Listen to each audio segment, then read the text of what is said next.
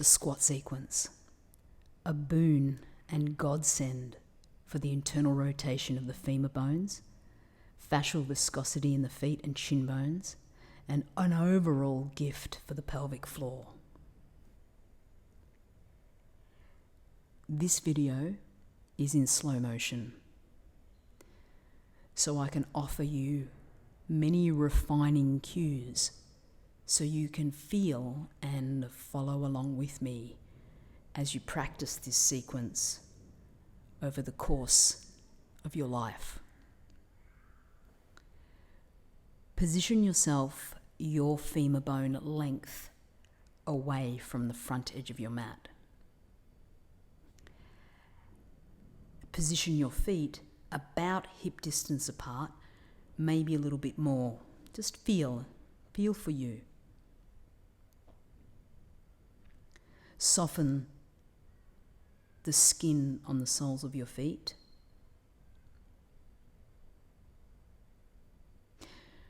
Raise your heels from the center of the calcaneus, the center of the heel.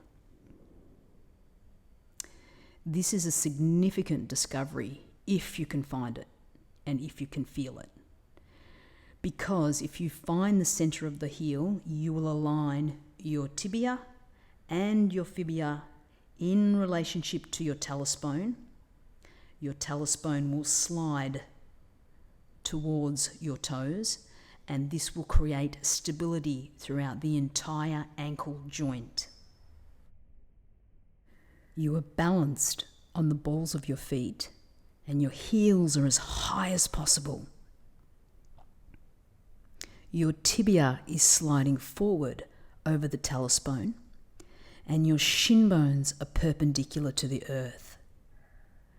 Finding this proprioception in the shin bones will allow you to support your entire body weight on the strength of your lower legs.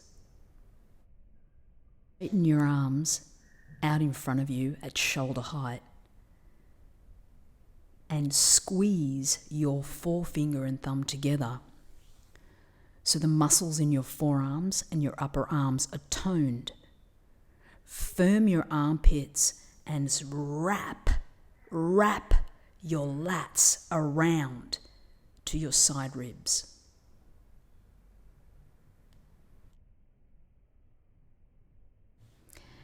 As you bend your knees, feel your sitting bones, your tuberosities, descend in a straight line to the earth. As you do this, feel how the lower part of your femur bone, the condyle at the knee, articulates over the tibia, and the kneecap slides forward and down. Your heels as high as you possibly can. Most of your weight is balanced on the balls of the feet. Scissor your inner heels in towards one another, and that will help you balance. Nestle your femur bones down into the hip socket, right down into the acetabulum. Feel how the iliac crest at the front of the hip makes contact with the upper thigh bone, so your transverse abdominis engages. As you lower your heels, expand the skin on the soles of your feet and roll your tibia forward to provide some space for the talus bone to roll back. As you do this, continue to roll and slide the fibula forward, tibia forward, fibula forward, talus bone back. Gently bring your palms together and feel the skin on your palms. Press your upper arm bones against your knees and your knees against your upper arm bones. This will allow your buttocks to expand and fan and give some space to your sacroiliac joints so your sacrum can nestle even more deeply and comfortably into the two pelvic halves. Bring your hands behind you. Find your heels and your shin bones. Find where your neck is. Where is it? Find your lumbar spine in relationship to the sacrum and the sacroiliac joints. Feel how your pelvic floor muscles in this position slide and expand out towards the sitting bones.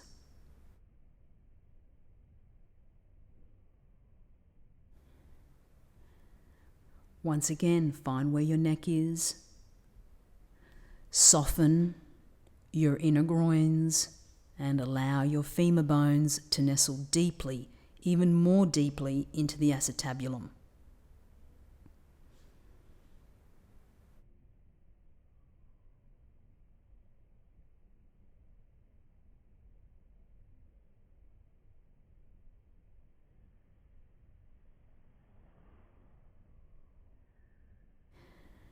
Lean your weight forward and bring your arms out in front of you.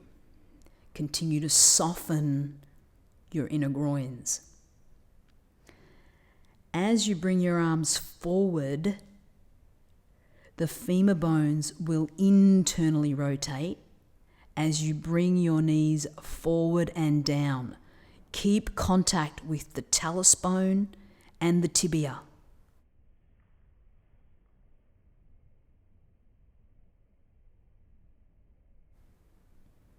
In this position, we have opposing and complementary rhythms, spiralic rhythms in the femur bone. The femur bone at the head, at the hip joint, is rotating in, and yet at the knee joint is externally rotating.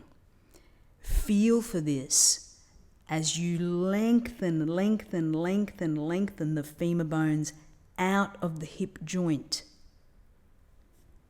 Continue to expand the soles of the feet as you do this. This will directly relate to the expansion through the pelvic floor muscles.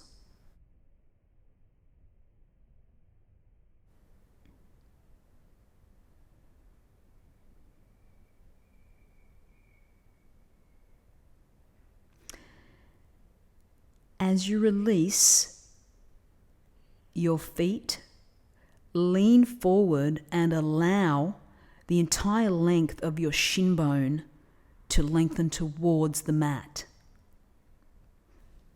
Again, internally rotate your femur bones and externally rotate your femur bone at the knee joint up. So there's a whole rhythmic spiralic movement. Bring your hands onto your knees. Feel for the center of the calcaneus in this position.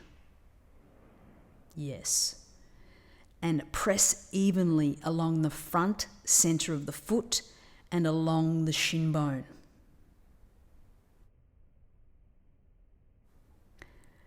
Allow your breath to come in. Almost like a jellyfish, your diaphragm expands to the sides, the back, and the front, right underneath the xiphoid process at the front of your rib cage. Allow your tailbone to soften and spin like a spinning top or a yo-yo. So your pelvic floor muscles become more dynamic with more blood and viscosity.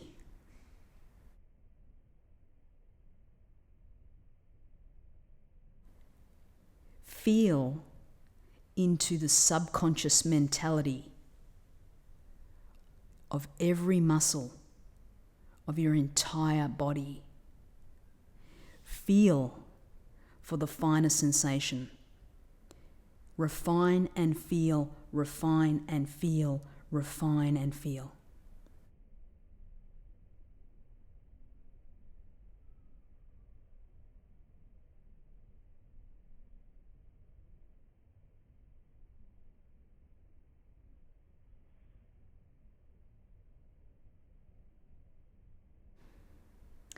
Lean forward, tuck your toes under into a dorsiflex position,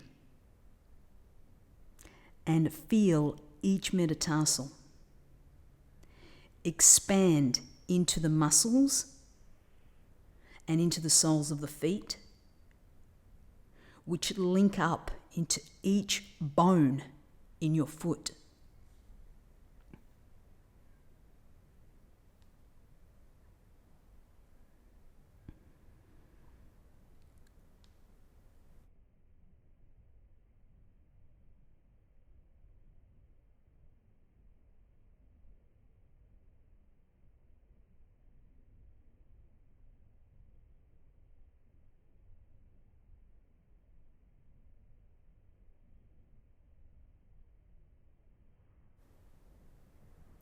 Bring your fingertips to the floor, and as you bring your knees up and back, refine the sliding, gliding sensation of the sacrum and the lumbar spine in relationship to the two pelvic halves at the back of your body.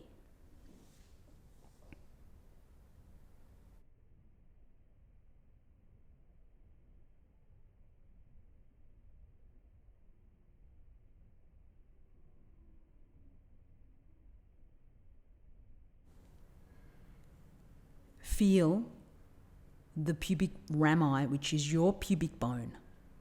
Feel it descend right down.